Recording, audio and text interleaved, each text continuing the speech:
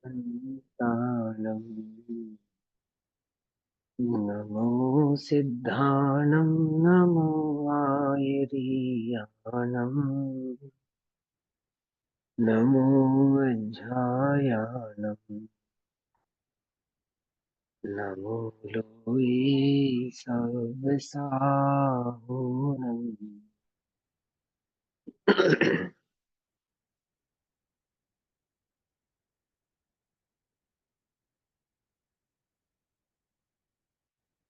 नमः समे साराय अनुभूत्या च कासते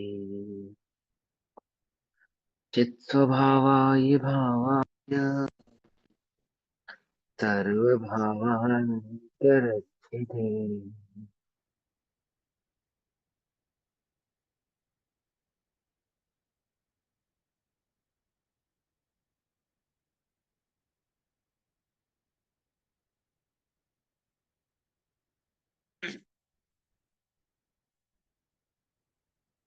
हमारी दोपहर कालीन कक्षा का विषय चल रहा है श्री समेसारजी ग्रंथ। श्री समेसारजी का स्वाध्याय हम सभी आचार्य अमृतचंद्र देव द्वारा रचित आत्मख्याति टीका के माध्यम से कर रहे हैं। आत्मख्याति टीका में सर्वशुद्ध ज्ञान अधिकार, पेज नंबर 517, 517, गाथा नंबर 366, 366 से 371, 371 तक की गाथाओं का भाव चल रहा है। इस ज्ञान और ज्ञ सर्वथा भिन्न है। आत्मा के दर्शन ज्ञान चरित्र में कोई गुण पर द्रव्य में नहीं है, अर्थात आत्मा में पाए जाने वाले जो गुण है वो अन्य द्रव्यों में नहीं पाए जाते, और अन्य द्रव्यों में जो गुण है वो आत्मा में नहीं पाए जाते। ऐसा जानने के कारण सम्यक दृष्टि को विषयों के प्रति राग नहीं होता। ठीक है ना।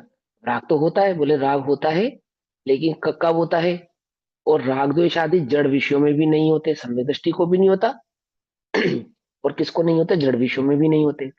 वे मात्र अज्ञान दशा में परिवर्तमान जीव के परिणाम। क्या मतलब? राग द्वेष जीव का स्वभाव नहीं है, ऐसा भी कह रहे हैं। उद्गलादिक द्रव्यों में नहीं होते, ऐसा भी कह रहे हैं। परंतु कह रहे राग द्वेष तो है, बोले हाँ है। तो क्यों है? कि बोले जीव का अज्ञान परिणाम है, वस्तु स्वरूप को नहीं जानने के कारण उत्पन्न होने वाला परिणाम है, अन्य और कोई भाव वह नहीं है।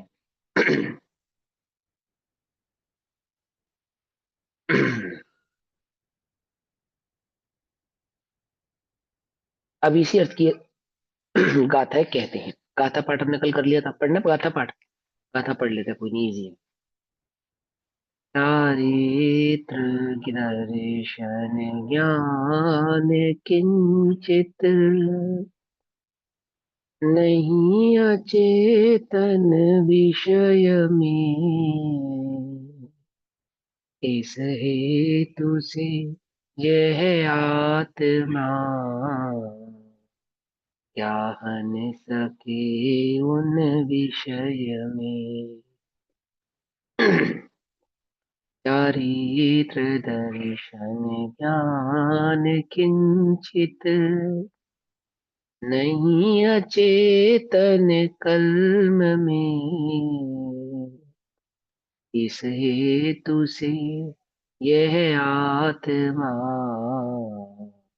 क्या हन सके उन कर्म में। अर्थात कर्मों का नाश होने पर क्या आत्मा का भी नाश हो जाता है? तो नहीं होता ना, क्योंकि कर्मों का नाश होने पर आत्मा का नाश नहीं होता, इसलिए दर्शन ज्ञान चरित्र आदि कर्मों में नहीं है, ऐसा। चारित्र दर्शन ज्ञान किंचित नहीं अचेतन काय में। काय का नाश होता है या नहीं होता? ये होता है।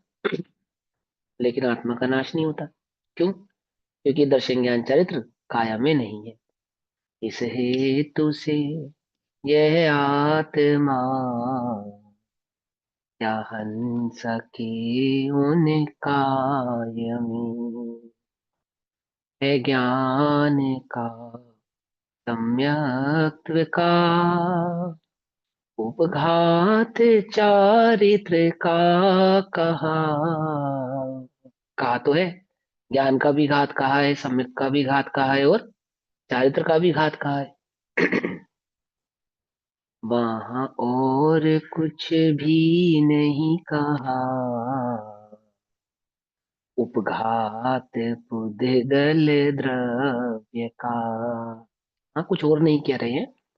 उद्गल द्रव्यों का ही वास्तव में वहां पे उपघात हो रहा है, कोई ज्ञानादि गुणों का वहां पे उपघात होता नहीं है। जैसे ज्ञानावरणी कहना, दर्शनावरणी कहना, आदि आदि कहना, फिर वहां पे ज्ञान आदि का घात उपघात आदि कहना, चारित्र आदि का घात उपघात आदि कहना, वो क्या कह रहे हैं कि पुद्गल में होने वाले परिणमन मात्र को ही बतला रहे हैं। जीव के गुणों में कोई घात आदि घटता हो, ऐसा वहां कुछ भी नहीं। जैसे बादल है ना, बादल अभी जैसे आप सर्दी के मौसम में कितने अच्छे से देख सकते हो, सूरज निकला या नहीं निकला? नहीं निकला ना। हम्म। कुछ कह रहे निकला है, कुछ कह रहे नहीं निकला। कि भैया उनके यहाँ निकला होगा, हमारे यहाँ नहीं निकला। ये कैसा सूरज है भाई, किसी के यहाँ निकला है, किसी के यहाँ नहीं निकला। कितने सूरज है अपने पास, एक साथ कितने सूरज निकलते हैं? तो सूरज तो निकला है। अपने यथा योग्य यथा स्थान पर जो का त्यों निकला है ना। परंतु मेघ आदि के पटल आदि के निमित्त से क्या कहा जा रहा है, सूरज नहीं निकला। सूरज तो निकला है, और मेघ पटल आदि के आच्छादित होने से कहा क्या कहा जाता है कि सूरज नहीं निकला, प्रकाश नहीं आया, आदि आदि है ना, ऐसा कहा जाए ना। ऐसे ही पुद्गल आदि के उपघात से क्या कहा जा रहा है, जीव आदि के उपघात की बात कही जा रही है, परंतु जीव आदि में उपघात होता। अब यहाँ पे छल ग्रहण नहीं करना। क्या छल ग्रहण नहीं करना? पंडित टोडामल जी ने कहा कि वहां केवल ज्ञान आदि के माध्यम से ऐसा मत समझना कि आत्मा में केवल ज्ञान है और कर्म आदि के आवरण से प्रकट नहीं हो रहा है। ठीक है ना, क्योंकि ज्ञान उसको है जो कर्म आदि के आवरण से ढक जाए, है ना, उसको केवल ज्ञान नहीं कहते। आई बस समझ में? केवल ज्ञान तो क्या है कि वज्र पटल भी समक्ष आ जावे तो क्या नहीं होता, ढक नहीं सकता उसको, है ना, कोई इसको आच्छादित कर सकता नहीं है। एक बार ऐसे ही हिमांशु भैया यहाँ, बोलना दोबारा से, बात कट गई थी बीच में, समझ नहीं आया। हाँ कोई बात नहीं। देखो, कोई ये समझे कि अभी आत्मा में केवल ज्ञान है, अभी हमने मेघ पटल का जो उदाहरण दिया ना, उस उदाहरण से ये छल ग्रहण नहीं करना कि आत्मा में केवल ज्ञान अभी विद्यमान है और कर्म आदि के आवरण के कारण प्रकट नहीं हो रहा है। इसका ये अर्थ नहीं निकालना, यहाँ पे सिर्फ आत्मा के जो सामान्य गुण है, सामान्य गुण, उन सामान्य गुणों के आधार से ये बात कही जा रही है कि ज्ञान दर्शन चारित्र आदि गुणों में जो घात उपघात की बात कही जाती है, वो मात्र पौद्गलिक कर्म के उदय के निमित्त नैमित्तिक संबंध में कही जाती है। वास्तव में आत्मा के गुणों का घात वहां पे होता नहीं है। ठीक है, बस समझे। बस इतना यहाँ पे कह रहे हैं। सुनो अब आगे पढ़ते हैं। है ज्ञान का सम्यक का उपघात चारित का कहा, और कुछ भी नहीं कहा, उपघात पुद्गल द्रव्य का। जो जीव के गुण है नियत, वे कोई नहीं पर द्रव्य में, इस हेतु से सदृष्टि जीव को राग नहीं है विषय में। देखो ये लाइन इंपॉर्टेंट है इसके अंदर, जो जीव के गुण है नियत, वे कोई नहीं है पर द्रव्य में। तो इसलिए सम्यक दृष्टि को राग नहीं है विषय में। क्यों? क्योंकि सम्यक दृष्टि भली प्रकार से अपने स्वभाव अपने गुण को पहचानता है, पता है कि जो मेरे गुण है वो मुझ में ही है, वो पर द्रव्य में नहीं है, और पर द्रव्य के आधार से होने वाले नहीं है, और पर द्रव्य के आधार से परिणमने वाले नहीं है। जो जीव के गुण है नियत,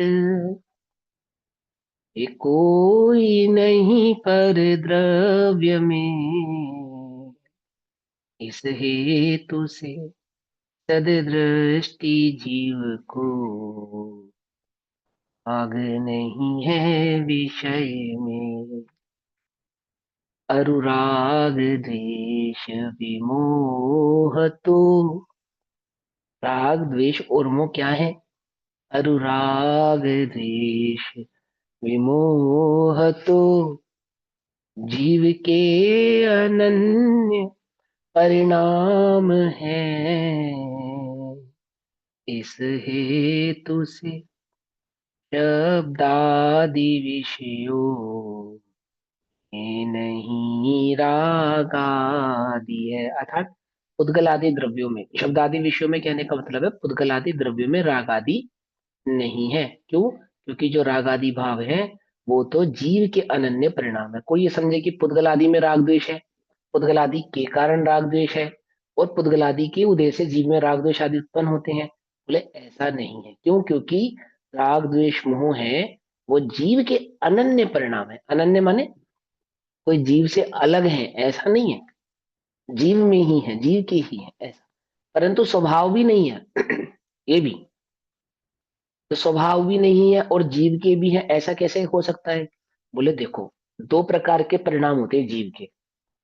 मैं आपको समझाने के लिए समझा रहा हूँ ये बात, ठीक? अब आप कहोगे स्वभाव और विभाव, है ना? इसको दूसरे तरीके से समझो जो हमेशा जिंदगी भर याद रहेंगे। गुणों को भी परिणाम कहते हैं और पर्यायों को भी परिणाम कहते हैं, ठीक? किन किन को परिणाम कहते हैं? गुणों को भी परिणाम कहते हैं, और गुणों के परिणमन को पर्याय कहते हैं ना। गुणों को भी परिणाम कहते हैं और पर्यायों को भी परिणाम कहते हैं। जहां पे जब हम द्रव्य की पहचान करते हैं तो गुणों से करते हैं या पर्यायों से करते हैं? बोलो। द्रव्य की पहचान गुण से की जाती है, पर्याय से की जाती है? गुणों ज्ञान से। गुण से पर्याय पहचान।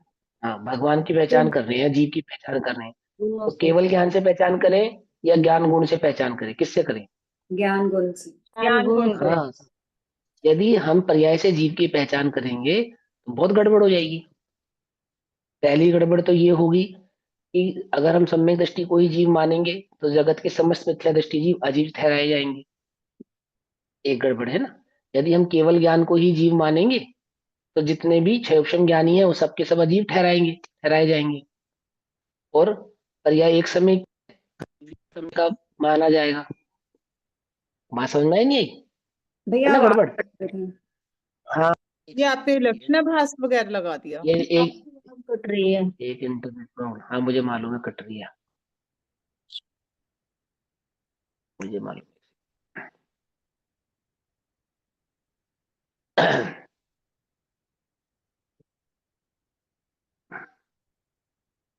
चलो, निकट देखो, तो क्या कहते हैं कि पर्याय को भी जीव का परिणाम कहा जाता है, और पर्याय को भी परिणाम कहते हैं और गुणों को भी परिणाम कहते हैं। तो जब हमें द्रव्य की पहचान करनी होती है तो हम गुण सापेक्ष कथन करते हैं, है बस समझ में? और जहाँ पे परिणमन, मात्र परिणमन की चर्चा समझानी होती है तो वहां पे हम पर्याय सापेक्ष कथन करते हैं। तो यहाँ पे जब कहते हैं कि राग द्वेष विमोह तो जीव के अनन्य परिणाम है, क्योंकि हम राग द्वेष मोह की बात कर रहे हैं, दैट मीन्स हम पर्याय की बात कर रहे हैं। राग द्वेष मोह नाम के गुण नहीं होते, राग द्वेष मोह नाम के गुण नहीं होते, पर्याय होती है। अब ऐसा कैसे हो गया भैया कि पर्याय है और गुण नहीं है? ऐसा भी होता है क्या? क्योंकि गुणों के परिणमन को पर्याय कहते हैं। बात समझ में आ रही नहीं आ रही है? कि पर्याय है और गुण नहीं है, ऐसा कैसे पॉसिबल है? कि हाँ, ये बात भी आपने सही कही, अगर पर्याय है तो गुण भी होगा, होगा या नहीं होगा? तो बोले राग नामक जो पर्याय है वो कौन से गुण की पर्याय मानी जाए? तो जिस गुण की पर्याय वह मानी जाएगी और वह गुण जिसमें पाया जाएगा तो यह परिणाम भी उस ही का पाया माना जाएगा, अन्य द्रव्य का नहीं माना जाएगा। क्योंकि राग द्वेष विमोह आदि चारित्र गुण की पर्याय है, और वह चारित्र नाम का गुण जीव में पाया जाता है। इसलिए राग द्वेष मोह विभाव विभाव आदि भाव जो है वह ये जीव के ही माने जाएंगे, अन्य किसी द्रव्य के नहीं माने जाएंगे। है बस समझ में? तो कहते हैं अनुराग द्वेष विमोह तो जीव के अनन्य परिणाम है। तो मैंने गुण मत समझ लेना, पर्याय की अपेक्षा से जीव के अनन्य है, अर्थात जीव के ही है पर सदा नहीं रहेंगे। क्यों? क्योंकि पर्याय की बात है, गुणों की बात नहीं है। है ना। इस हेतु से शब्दादि विषयों में नहीं राग आदि है। अर्थात जो पुद्गल आदि द्रव्य है आपकी वाली बात कैसे उसमें रिलेट करी राग। आपने भैया कि पर्याय के हाँ, बिना भी गुण होते हैं, ये बात कैसे रिलेट हुई यहाँ पर फिर? कह तो दिया आप कि पर्याय के बिना पर्याय गुण के नहीं बिना भी होते। गुण। कह तो दिया, अभी बोला तो सही कि भैया ये राग द्वेष, ये जो राग द्वेष विमोह है ये यदि पर्याय है तो राग द्वेष विमोह आदि गुण तो होते नहीं। राग हाँ, नाम का गुण नहीं होता, द्वेष नाम का गुण नहीं होता, विमोह नाम का गुण नहीं होता, तो क्या है ये राग द्वेष और विमोह? बोले ये पर्याय। पर्याय है। तो जब पर्याय है तो किसी ना किसी गुण की होगी ना, बिना गुण के थोड़ी पर्याय हो गई। तो उससे पहले आपने ये वाली गुण- स्टेटमेंट क्यों बोली थी कि पर्याय बिना गुण, मतलब पर्याय और। ये कहा था मैंने, यही कहा था, आप दोबारा सुनना। रिकॉर्ड हुआ है ना, वो हो सकता है आवाज ब्रेक हो गई इसलिए ऊपर नीचे हो गई ये बात। लेकिन मैं यही कह रहा हूँ कि पर्याय होगी तो किसी न किसी गुण की होगी। बिना गुणों के क्या नहीं होती? पर्याय नहीं होती। मैंने एक बार बताया ना आपको, कारण शुद्ध पर्याय की चर्चा चल रही थी, तो गुरुदेव से प्रश्न पूछा गया शाम के वक्त, रात्रिकालीन चर्चा में, कि गुरुदेव जब कारण शुद्ध पर्याय है तो कारण शुद्ध द्रव्य भी होता होगा, है ना। आपने कारण शुद्ध पर्याय की बात तो हम कई बार सुनते हैं, कारण शुद्ध द्रव्य तो हमने कभी नहीं सुना। तो गुरुदेव ने क्या कहा, भैया पर्याय होगी तो गुणों के बिना नहीं होगी, द्रव्य के बिना नहीं होगी।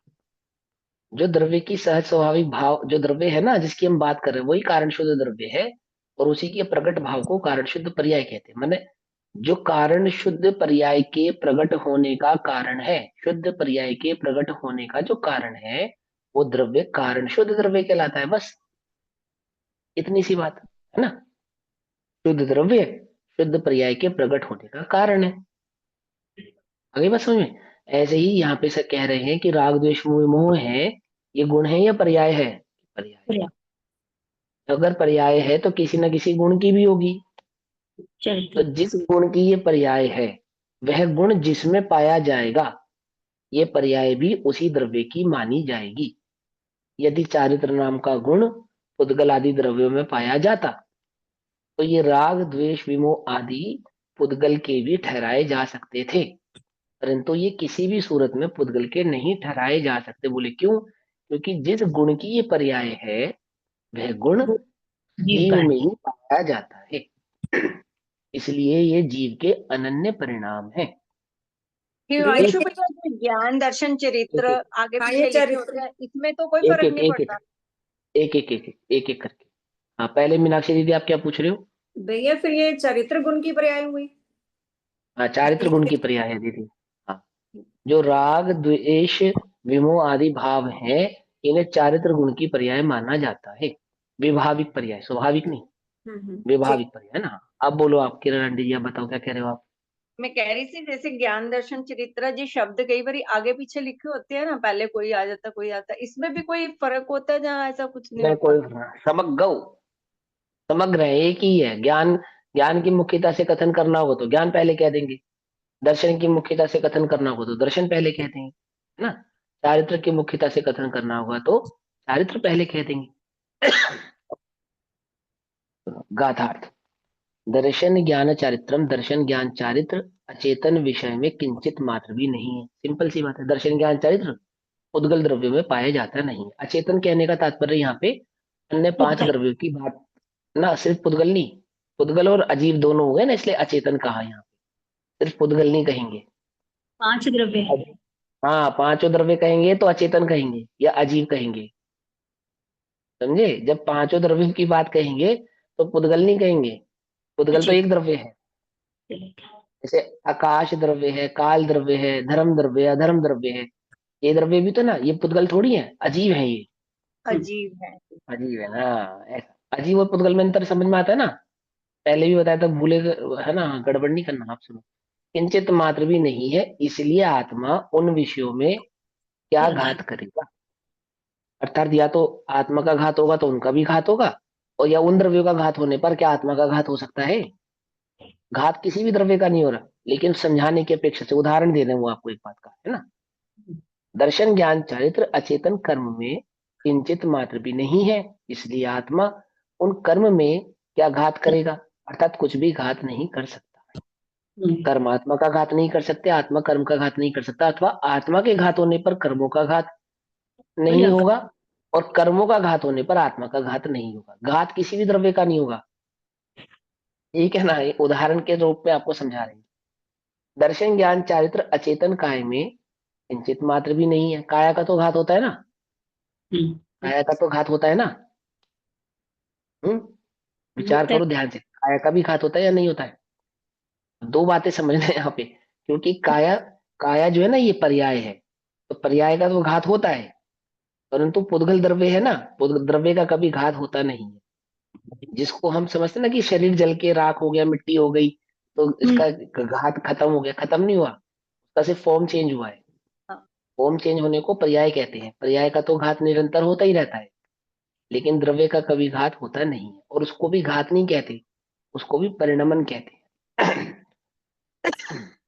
लेकिन ये आपको उदाहरण के तौर पे समझाई जा रही है बात कि पुद्गल का घात होने पर जीव का घात कैसे हो सकता है, क्योंकि दर्शन ज्ञान चारित्र आदि पुद्गल अथवा अचेतन द्रव्यों में पाए जाते नहीं है।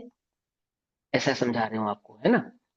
और ज्ञान का, दर्शन का तथा चारित्र का घात कहाँ है? ज्ञान दर्शन चारित्र का घात तो कहाँ है? हमने पढ़ा है, ज्ञान का घात, दर्शन का घात, चारित्र का घात कहाँ कहाँ है? आगम ग्रंथों में कहा है, सिद्धांत ग्रंथों में कहा है ऐसा। तो वहां पुद्गल द्रव्य का घात किंचित मात्र भी नहीं कहा है। हमने तो हमेशा यही पढ़ा है, ज्ञान का घात। पुद्गल का कहीं घात कहा जा रहा हो ऐसा तो कहीं पे कहा जाता ही, हमेशा जीव के ही घात की बात की जाती है। घात या कर्म भी किसका घात करते हैं? जीव का घात करते हैं, है ना, ऐसे पढ़ा है ना हमने। तो अर्थात ज्ञान दर्शन चारित्र के घात होने पर पुद्गल द्रव्य का घात नहीं होता। क्या कहते हैं कि तथा ज्ञान का, दर्शन का तथा चारित्र का घात कहाँ है ना, वहां पुद्गल द्रव्य का घात किंचित मात्र भी नहीं कहा है। अभी ब्रैकेट में डाल दिया, अर्थात ज्ञान दर्शन चारित्र के घात होने पर पुद्गल द्रव्य का घात नहीं होता। अर्थात वहां पे भी ये बात कही जा रही है कि ज्ञान का घात होने पर कोई कर्म का घात हो रहा हो या पुद्गल का घात हो रहा हो, ऐसा नहीं कहा जा रहा। ये कहा जा रहा है कि जहां जीव के गुणों का घात होगा वहां जीव का ही घात होगा, घात किसी का नहीं होगा। उदाहरण है ये, फिर समझना, कभी कंफ्यूज हो जाओ। ये उदाहरण है कि जहां जीव के गुणों का घात हो रहा है वहां कोई पुद्गलादि द्रव्यों का घात हो रहा हो, ऐसा नहीं। जीव के गुणों के घात होने पर जीव का ही घात होगा, अन्य द्रव्य का घात नहीं होगा। क्यों नहीं होगा? क्योंकि वे गुण अन्य द्रव्य में पाए जाते नहीं। बस इतना। आंटी अपना आगे म्यूट कर जो लो। कोई, हाँ म्यूट करो, रजनी आंटी जी म्यूट करो। हाँ म्यूट, ये ध्यान रखा करो सभी अपने, अपना ये ध्यान रखा करो, ये म्यूट रखा करो। क्योंकि ना ये कभी, अभी तो मुझे सुनाई नहीं दे रहा था आपकी आवाज, तो कंफ्यूज नहीं हो रहा था मैं, लेकिन कुछ को सुनाई देती ना, डिस्टरबेंस होती है, हम क्या कह रहे हैं वो भी भूल जाते एकदम से, है ना। जो कोई जीव के गुण है वे वास्तव में परद्रव्य में नहीं है, ना संति, नहीं पाए जाते। इसलिए सम्यक दृष्टि के विषय के प्रति राग नहीं है। सम्यक दृष्टि के विषय के प्रति राग क्यों नहीं है? क्योंकि वो जीव को पहचानता है ना, स्वभाव को पहचानता है, उसको पता है कि जो जीव के गुण है वो अन्य द्रव्य में नहीं पाए जाते। जहां उसको अपनत्व नहीं होगा, अपनत्व, राग माने अपनापन, अपनत्व, तो मेरा जब कुछ है ही नहीं उसमें, तो उसके प्रति सम्यक दृष्टि को राग भी होगा नहीं। हाँ किरण आंटी जी कुछ पूछना है आपको? ये पारद्रव्य पुद्गल का हो गया ना, जीव और पुद्गल की हुई चर्चा है जी। हाँ अब म्यूट करो इसको, प्रश्न हो गया ना, म्यूट करो। अब सुनो, पांच द्रव्य पुद्गल के नहीं हो गए, पांच द्रव्य कहेंगे तो अजीव कहेंगे। पुद्गल द्रव्य एक जीव, पुद्गल, धर्म अधर्म आकाश काल, है ना। तो पुद्गल, धर्म अधर्म आकाश और काल, इनको कहेंगे अजीव। अब पुद्गल किसको कहेंगे? जिसमें स्पर्श रस गंध वर्ण पाया जाए उसको पुद्गल कहेंगे। आकाश द्रव्य है, काल द्रव्य है, धर्म द्रव्य है, अधर्म द्रव्य है, इनमें स्पर्श रस गंध वर्ण नहीं पाए जाते। ठीक, स्पर्श रस गंध वर्ण सिर्फ पुद्गल द्रव्य में पाया जाता है। चलो कोई बात नहीं। और राग द्वेष और मोह जीव के ही अनन्य अर्थात एक रूप परिणाम है, जीव के ही परिणाम है। सम्यक दृष्टि को राग द्वेष नहीं है, राग नहीं है। क्यों नहीं है राग द्वेष आदि भाव? क्योंकि वे वस्तु स्वरूप को भली प्रकार से पहचानता है। पहचानने के कारण उसको अपनत्व, अपनापन परद्रव्य में नहीं है। और जो राग द्वेष मोह है, फिर हम ये किसके माने? आपने कह दिया कि राग, ये जो जीव गुण है, ये जो भाव है, ये पुद्गल के नहीं है। आपने ये भी कह दिया कि वो सम्यक दृष्टि के नहीं है, तो किसी के तो होंगे कि हाँ। और जीव के अनन्य परिणाम है, तो कैसे है कि जीव के ही अनन्य परिणाम है। इस कारण से रागादिक शब्दादि विषयों में भी नहीं संति, अर्थात जो रागादि है आप उन्हें पुद्गलादि का नहीं कह सकते। पहले तो आप ये समझ लो कि आप उनको पुद्गल आदि का नहीं कह सकते, पल्ला नहीं झाड़ सकते आप राग आदि को पुद्गल का कह। यदि मुझे कोई राग आदि परिणाम उत्पन्न होते हैं, तो मैं क्या क्या भेद विज्ञान करूं कि कर्म के उदय से है ऐसा, अथवा पुद्गल के हैं ऐसा? बोलो। सम्यक दृष्टि को उत्पन्न होने वाले जो राग आदि परिणाम है, होते हैं या नहीं होते? पहला तो ये प्रश्न है कि सम्यक दृष्टि को राग आदि होते हैं या नहीं होते? बोलो। एक कषाय चौकड़ी का भाव होता है। तीन। राग आदि होते या नहीं होते? होते हैं। होते हैं। पर होते मतलब हैं। कैन हुए भी नहीं होते। अब ये आपका सबका जवाब आ गया मेरे पास। अभी रख दो, सभी म्यूट कर दो। यहाँ पे आचार्य देव कहेंगे कि सम्यक दृष्टि को रागादिक होते ही नहीं है, होते ही नहीं है। अब ये बात क्यों कह रहे हैं आचार्य देव यहाँ पे कि होते ही नहीं है सम्यक दृष्टि को रागादिक भाव? क्योंकि यहाँ पे अनंतानुबंधी की अपेक्षा से ही मात्र कथन चल रहा है। एक बात, क्योंकि अब हम कहेंगे कि अगर हम अन्य कषाय की अपेक्षा से कथन करेंगे, तब तो हम सम्यक दृष्टि को रागादि भाव वाला मानेंगे या नहीं मानेंगे? तो वहां पे भी गड़बड़ हो जाएगी। बोले क्या गड़बड़ हो जाएगी? कि बिना अज्ञान भाव के हुए बिना, माने बिना अज्ञान भाव के रागादि उत्पन्न नहीं होते। और वहां सम्यक दृष्टि जीव को रागादि मानने पर उसे अज्ञानी ऐसा मानना पड़ेगा। क्या कहा?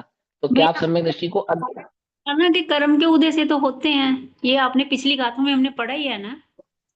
मैं बता रहा हूँ ना, बता रहा हूँ। एकदम से प्रश्न मत पूछा करो। पहले ना हाथ ऐसे खड़ा कर दिया करो, मैं इससे समझ जाऊंगा कि आपको कोई प्रश्न पूछना है ना। नहीं तो फिर वो बात गड़बड़ हो जाती है। अब सुनो ध्यान से कि अगर हम सम्यक दृष्टि जीव को राग करने वाला मानेंगे, तो आचार्य देव कहते हैं कि अज्ञान का परिणाम है राग द्वेष का जो परिणाम। तो आपको सम्यक दृष्टि को अज्ञानी मानना पड़ेगा। क्या आप तैयार हैं ये बात मानने के लिए कि वो अज्ञानी है?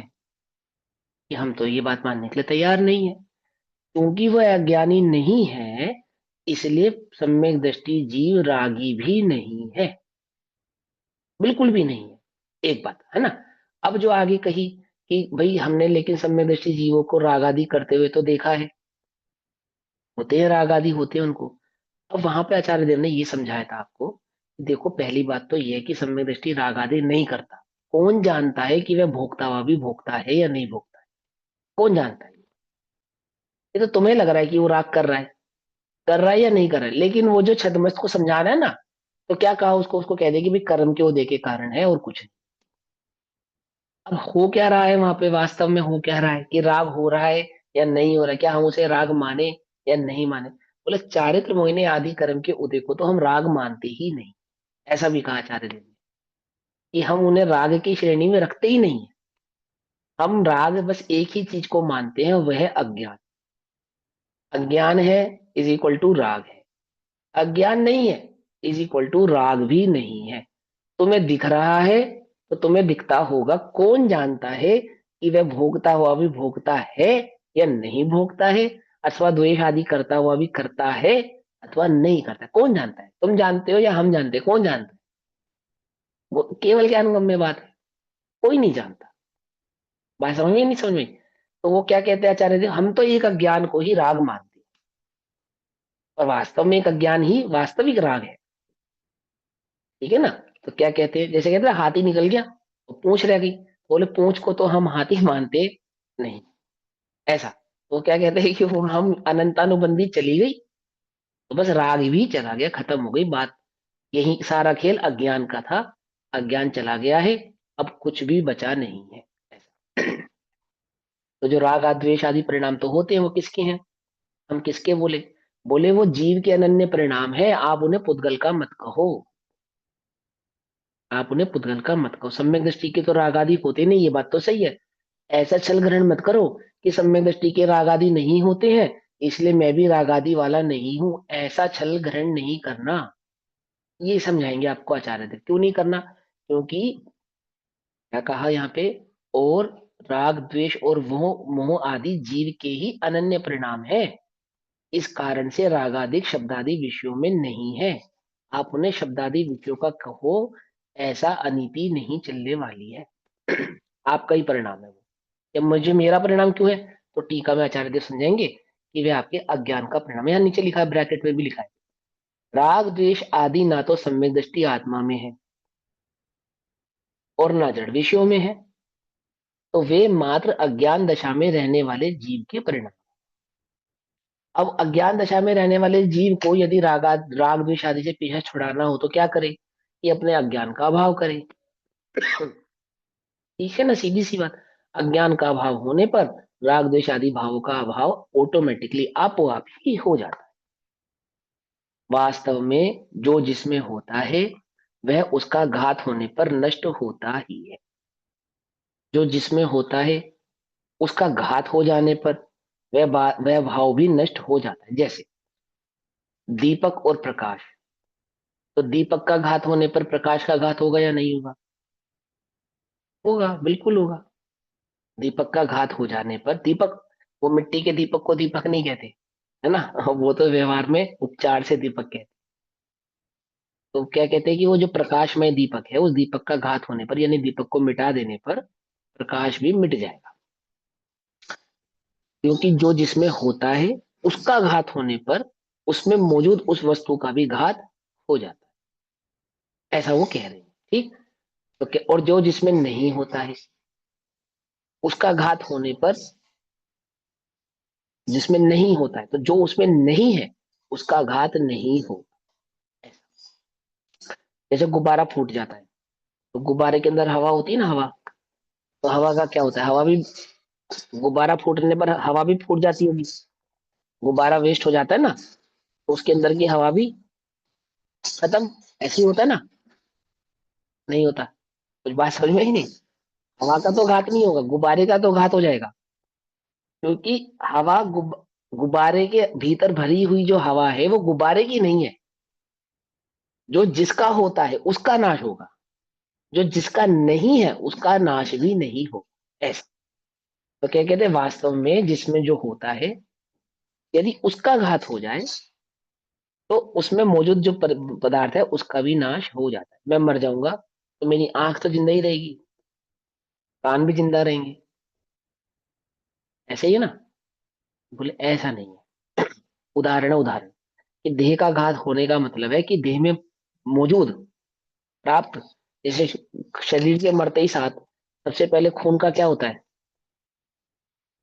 क्या होता है? पानी बनने लग जाता है। बनने लग जाता है, नहीं लग जाता है? क्यों? क्योंकि वह शरीर का है। क्योंकि वह शरीर का है। शरीर का घात होने पर शरीर के में के जो पदार्थ है, जो शरीर की वस्तुएं हैं, उनका भी अपने आप घात होने लगता है। जितने भी ऑर्गन्स हैं वो अपने आप ही सड़ने लगते हैं, अपने आप ही, करना नहीं पड़ता कुछ भी, ऑटोमेटिकली गलने लगते हैं। तो बताओ क्या करा शरीर ने? ऐसा तो कुछ भी नहीं किया। पर शरीर का घात होने पर अर्थात मृत्यु होने पर, देह वियोग होने पर इस देह के पदार्थ जो भी शरीर के अंदर मौजूद तत्व हैं उन सबका घात आप होने लगता है, सड़ने लगता है। स्किन भी गलने लगती है अपने आप ही, है ना। तो क्या कहते हैं, वास्तव में जो जिसमें होता है वह उसका घात होने पर नष्ट होता ही है। अर्थात आधार का घात होने पर आधे का घात हो ही जाता है। जो जिसके आधार से खड़ा हो, यदि उसके आधार का घात हो जावे तो आधे यानी कि आधार पर खड़े हुए पदार्थ का भी घात हो जाता है। समझाने के लिए समझा रहे हैं ना, जो जिसके आधार से रहता है। आधार आधे ही संबंध कहते हैं। खून के आधार से शरीर रहता है और शरीर के आधार से खून रहता है। समझे? प्रकाश के आधार से दीपक रहता है, दीपक के आधार से प्रकाश रहता है, ऐसा। जैसे उदाहरण दीपक का है। जैसे दीपक के घात होने पर उसमें रहने वाले प्रकाश नष्ट हो जाते हैं, तथा जिसमें जो होता है वह उसका नाश होने पर अवश्य नष्ट हो जाता है। अर्थात आधे का घात होने पर आधार का घात हो ही जाता है। जैसे प्रकाश का घात होने पर दीपक का घात होता ही है, मतलब दीपक का घात हो जाता है। अब आगे, और जिसमें नहीं होता, जो जिसमें नहीं होता वह उसका घात होने पर नष्ट नहीं होता। जैसे घड़े का नाश होने पर घट दीपक का नाश नहीं होता। अब ये घड़ा और घट दीपक क्या होता है देखो, एक घड़े के अंदर दीपक रखा है ये समझ लो, उसको कहा घट दीपक। एक घड़ा है और घड़े के अंदर एक दीपक रखा है, क्या कहलाया वो? घट दीपक। तो घड़ा फूट जाए किसी कारण से, इसी कारण से, तो बोले घड़े के अंदर मौजूद जो दीपक है उसका तो नाश होता नहीं। किसी कारण से चटक जाए घड़ा तो चटक जाए, तो घड़ा तो टूट गया, परंतु जो दीपक है वो ज्यों का त्यों ही रहता है, अपने कार्य को उसी वक्त करता रहता है। क्यों? क्योंकि दीपक घड़े का नहीं है, प्रकाश दीपक का है। दीपक का नाश होने पर तो प्रकाश का नाश हो जाएगा, लेकिन घड़े का नाश होने पर ना दीपक का नाश होगा ना प्रकाश का नाश होगा, क्योंकि दीपक और प्रकाश किसके नहीं है? घड़े के नहीं। ठीक, सिंपल है, बिल्कुल सिंपल सा है, बहुत साधारण सा उदाहरण दे रहे हैं। ऐसा टिपिकल उदाहरण ही नहीं देंगे, उदाहरण देने का क्या फायदा जब वो भी टिपिकल हो। क्या भैया कहा? यहाँ पे शब्द आदि विषयों का क्या अर्थ है? शब्द शब्द आदि आदि विषय विषय। यानी पुद्गल। पुद्गल, शब्द आदि विषय माने पौद्गल आदि। और दूसरा इसमें ठीक है यहाँ ना? पे ये लिखा कि आधार का घात हो जाएगा तो आधे का घात हो जाएगा, लेकिन आधे का हाँ, घात पर आधार का घात हो ही जाता है, ऐसा क्यों बोला? प्रकाश का नाश होने पर दीपक का नाश कैसे कहेंगे? देखो, आधे का घात होने पर आधार का घात हो जाता ही है, प्रकाश का घात होने पर दीपक का नाश हो गया, कैसे कहेंगे? मैंने फिर समझाया आपको कि वहां दीपक उस मिट्टी को दीपक नहीं कह रहे, उस मिट्टी के दिए को दीपक नहीं कह रहे, उसको तो उपचार से दीपक कहते हैं। वो जो लौ होती है ना, लौ, उसी का नाम वास्तव में दीपक होता है। और उस लौ से निकलने वाले प्रकाश को दीपक और प्रकाश ऐसा कह रहे हैं।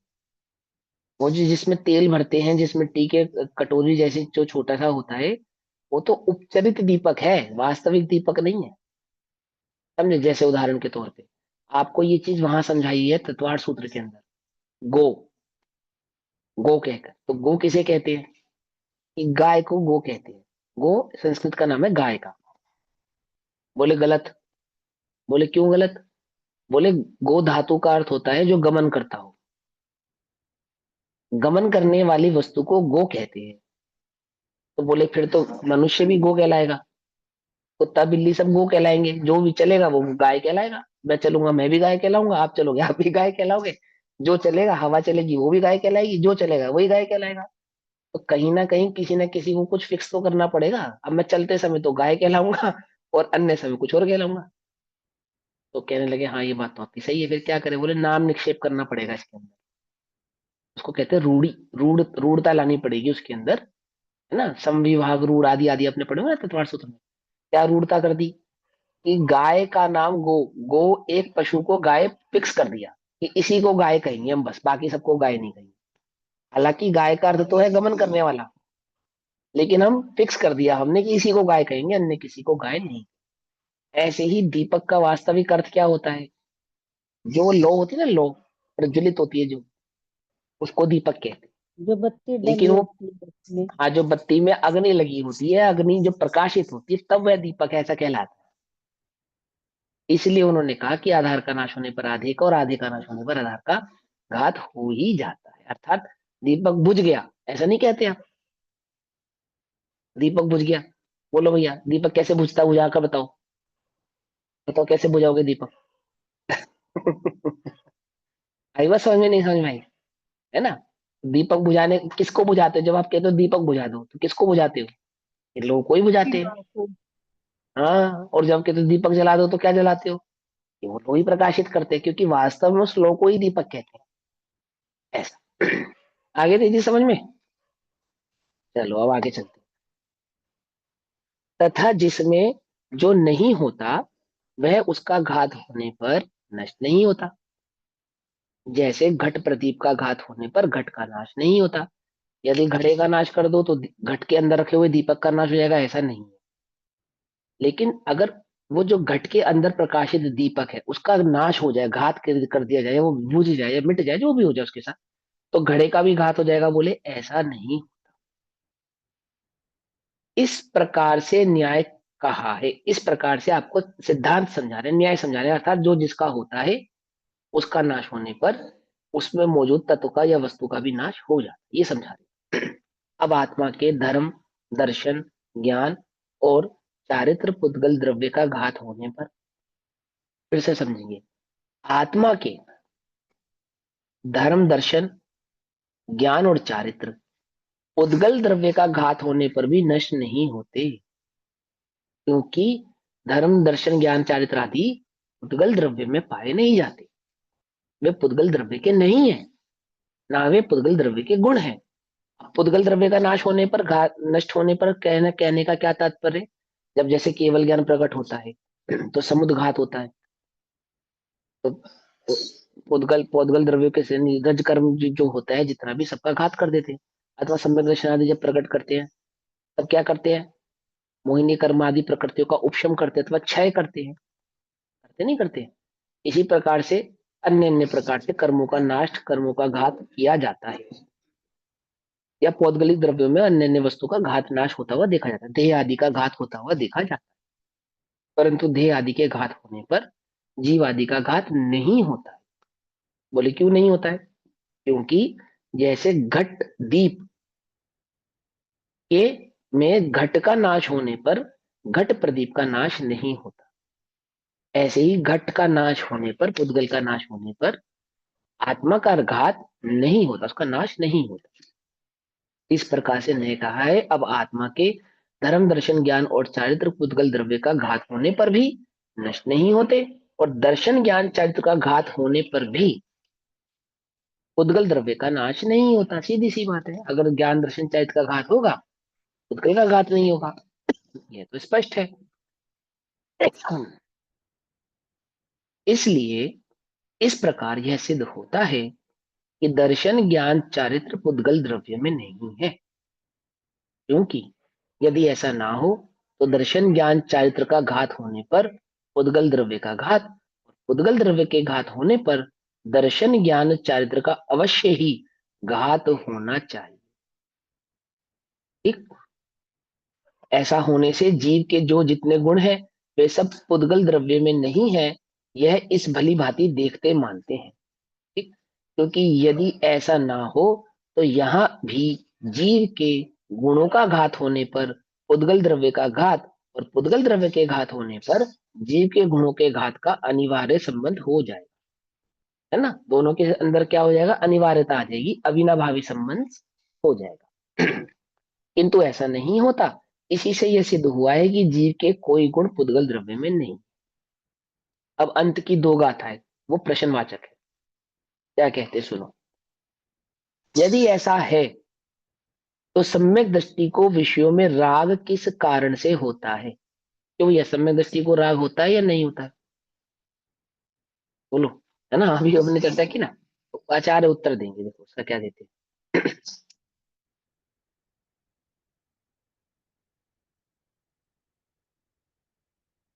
देखो ऊपर भी लिखा है, यद्येवं तरहि कुतः, यदि आपने जो तर्क दिया वो इस प्रकार से है, तो सम्यक दृष्टिर्भवति रागो विशेषु, क्वेश्चन मार्क, कि विषयों में सम्यक दृष्टि को जो राग होता है वो कैसे होता है? आचार्य देव की मूल का टीका है ये, आचार्य अमरचंद्र देव की। तो क्या कहते हैं उत्तर, किसी भी कारण से नहीं होता। क्या? कर्म के उदय से तो होता है ना, कर्म के उदय से तो होता है ना, किसी भी कारण से नहीं होता, किसी भी कारण से नहीं होता। कर्म के उदय से होता है, ये भी उपचार का कथन है। कारण की होता ही नहीं है, हम तो कह रहे हैं होता ही नहीं, ये कह रहे आचार्य देव कह रहे हैं, ना कुतोपी, किसी भी कारण से नहीं होता। प्रश्न, तब फिर राग की खान उत्पत्ति स्थान कौन सी है? फिर हम राग का उत्पत्ति स्थान किसको माने, कैसे माने? आप सब दृष्टि को किसी भी कारण से नहीं मान रहे, हम तो समझ रहे थे कर्म के उदय से होता है। अरे भैया, राग, द्वेष, मोह जीव के ही अज्ञानमय परिणाम है। कोई कर्म आदि के परिणाम नहीं है जो कर्म के उदय से उत्पन्न हो जाएंगे। समझ में बात? वो जीव के अपने स्वयं के अज्ञानमय परिणाम, अर्थात जीव का अज्ञान ही राग आदि को उत्पन्न करने की खान है। एक, इसलिए वे राग द्वेष मोह विषयों में नहीं है। विषयों में नहीं, अर्थात पांच इंद्रिय और पांच इंद्रिय के जो विषय आदि पदार्थ भोग हैं, उनमें वो राग द्वेष परिणाम नहीं है। वो जीव का अपना अनन्य परिणाम है, क्योंकि विषय परद्रव्य है। जो विषय है, पांच इंद्रिया और पांच इंद्रिय के जो विषय हैं, स्पर्श रस गंध वर्ण आदि, ये सब परद्रव्य है। और वे सम्यक दृष्टि में नहीं है, अर्थात सम्यक दृष्टि आत्मा में नहीं है। जो जिसमें नहीं है, आत्मा के गुण नहीं है ना, ये सम्यक दृष्टि में नहीं है, क्योंकि उसको अज्ञान का अभाव है। उस सम्यक दृष्टि जीव को क्या है? अज्ञान का अभाव है। इस प्रकार राग द्वेष मोह विषयों में न होने से और सम्यक दृष्टि के में नहीं होने से है ही नहीं। क्या कहा? समझ में आई बात? नहीं समझ में आई? राग द्वेष मोह सम्यक दृष्टि के है ही नहीं। एवं ते विषय वसंत सम्यक दृष्टेन भवंतो न भवंतेव। सम्यक दृष्टि के होते ही नहीं है, होते ही नहीं है। सम्यक दृष्टि के भी तो राग होता है ना। आचार्य कह रहे नहीं होता भाई, नहीं होता। उपचार से है वो कथन, सारा सारा व्यवहारिक कथन। आगे आंटी जी, क्या क्वेश्चन आपका? मेरे को ये बीच में नहीं लाइन समझ आई, इसलिए वह राग द्वेष मोह विषयों में नहीं है। हाँ, कोई विषयों विषय में नहीं है पर मतलब, हाँ हाँ, विषयों में क्या कह रहे कि राग द्वेष मोह जो होते हैं, वो जीव के अपने अज्ञान भाव से होते हैं। क्योंकि वो जीव के अज्ञान भाव से होते हैं, वो विषयों के नहीं कहे जा सकते। वो विषयों में तो नहीं होते, और सम्यक दृष्टि को अज्ञान भी नहीं होता। तो सम्यक दृष्टि को अज्ञान होता नहीं और विषयों में राग द्वेष होते नहीं, तो सम्यक दृष्टि को राग द्वेष है ही नहीं। इस ही नतीजे पे हर हम पहुंचे। पर है तो है कि हाँ है, बोले किसको है? बोले जीव को, अज्ञानी जीव को है, अज्ञान दशा के कारण। आत्मा के अज्ञान में परिणाम रूप राग द्वेष मोह उत्पन्न होने पर आत्मा के दर्शन ज्ञान चरित्र आदि गुणों का घात होता है। कौन करता है आत्मा के गुणों का घात? घात या कर्म, घात या कर्म का उदय आत्मा के गुणों का घात करते हैं, है ना? अज्ञान। आत्मा, आ- अज्ञान में परिणाम आत्मा का क्योंकि वहां आगम में, क्योंकि निमित्त की अपेक्षा से कथन चलता है ना, निमित्त नैमित्तिक संबंध है। तो निमित्त नैमित्तिक संबंध में जैसे सूर्य पटल के कारण सूर्य नहीं निकला ऐसा कहा जा रहा है, ऐसे ही वह कर्म आदि के उदय की अपेक्षा से जीव की अवस्था को कहा जा रहा है। पर वहां पे कहा तो जाएगा पुद्गल का, है वो जीव का, ऐसा। तो क्या कहते हैं कि आत्मा के अज्ञान में परिणाम रूप राग द्वेष मोह उत्पन्न होने पर आत्मा के दर्शन ज्ञान चारित्र आदि गुणों का घात होता है। बुखार देखना है तो किसको देखेंगे हम? थर्मामीटर को। थर्मामीटर देखेंगे, आपका बुखार बताएंगे। ऐसे ही आठ कर्मों को देखेंगे और जीव का घात है ऐसा बतलाएंगे। आठ कर्मों ने जीव का घात नहीं किया, अज्ञान में, आत्मा के अज्ञान में परिणाम रूप राग द्वेष मोह उत्पन्न होने पर आत्मा के दर्शन ज्ञान चैत्य आदि गुणों का घात होता है। क्या समझा रहे हैं आचार्य देव आपको? ये भेद विज्ञान समझा रहे हैं आपको। ये जो तुम भेद विज्ञान के नाम पे तो कर्म का उदय है और कर्म के उदय के कारण है और कर्म का उदय पर द्रव्य है, ये सब चक्कर में पड़ रहे हो ना, इससे निकलो, अपने अज्ञान को दूर करने का उद्यम करो। क्योंकि तुम्हारा स्वयं का जो स्वयं स्वभाव के प्रति अज्ञान बरत रहा है, वही तुम्हारे राग द्वेष मोह आदि उत्पन्न होने का कारण है।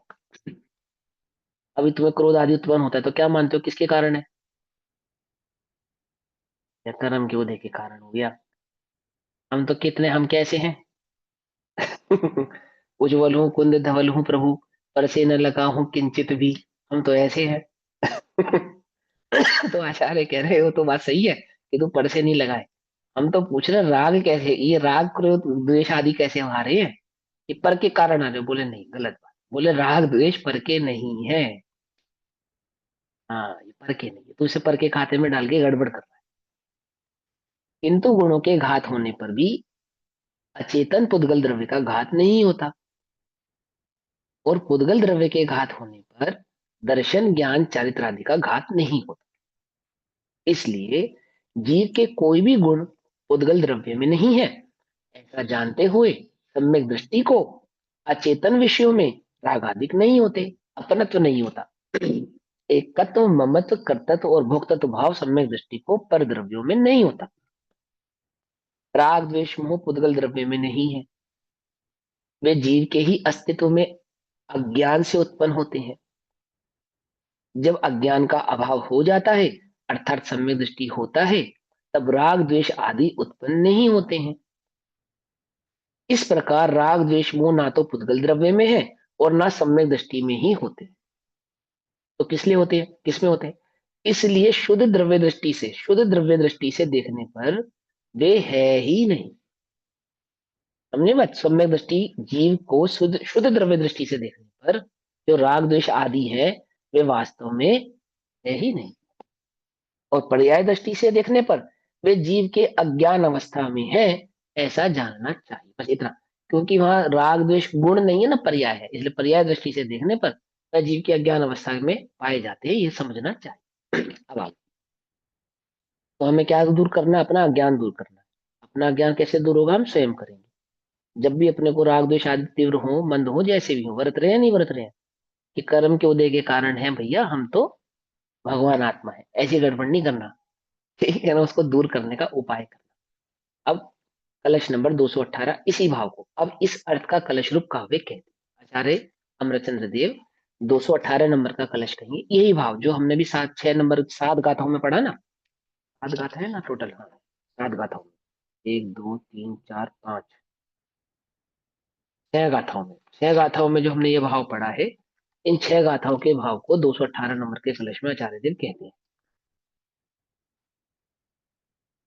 राग द्वेषा विहय भवति ज्ञानं ज्ञान भावात् तौ वस्तुत्वर प्रणति दृश्या दृश्यमानो न किंचित् सम्यक् दृष्टिः शपयतु तत्त्वदृष्टया स्फुटं तौ ज्ञानज्योतिर्ज्वलति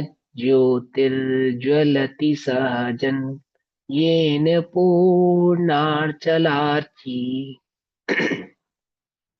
यह ज्ञानम ही अज्ञान भावात राग द्वेषौ भवति। बहुत बढ़िया लाइन की आचार्य देव ने, सुनना ध्यान से, क्या कहते हैं वो? इस जगत में ज्ञान ही, यह ज्ञानम ही, ज्ञान ही अज्ञान भाव से राग द्वेष परिणमित होता है। आपका स्वयं का ज्ञान नामक गुण है ना, ज्ञान नामक गुण।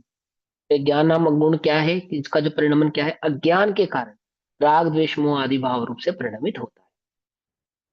वस्तुत्व परिणिहितः दशा दृश्यमानो तो किंचित न, वस्तु में स्थापित एकाग्र की गई दृष्टि से देखने पर, अर्थात वस्तु को स्वभाव से देखने पर, ऐसा तो क्या कहते हैं? वस्तु में स्थापित एकाग्र की गई दृष्टि से देखने पर, अर्थात द्रव्य दृष्टि से देखने पर, अर्थात वस्तु को स्वभाव से देखने पर वे राग द्वेष कुछ भी नहीं है। जब हम वस्तु को देखें, वस्तु के स्वभाव को देखें, क्या प्राप्त होगा वहां पे? बोले कुछ भी प्राप्त नहीं होने वाला। राग द्वेष आदि परिणाम तो भाव वहां पे प्राप्त होने वाले, द्रव्य कर्म तो प्राप्त होंगे ही नहीं, नो कर्म भी प्राप्त नहीं होंगे, और जो भाव कर्म है यदि स्वभाव से देखा जाए तो वे भी प्राप्त होने वाले नहीं। द्रव्य रूप पृथक वस्तु नहीं है, तथा सम्यक दृष्टि तत्व दृष्टया तौ स्फुटम शपयतु। इसलिए आचार्य देव प्रेरणा करते हैं कि सम्यक दृष्टि पुरुष तत्व दृष्टि से उन्हें, अर्थात किन्हें? राग द्वेष को स्पष्टतया क्षय करो। हे सम्यक दृष्टि पुरुषो, या सम्यक दर्शन को उत्पन्न करो, हे जीव सम्यक दर्शन को उत्पन्न करो, उस राग द्वेष को पूर्णतः क्षय करो, अर्थात अपने अज्ञान को दूर करो, ऐसा।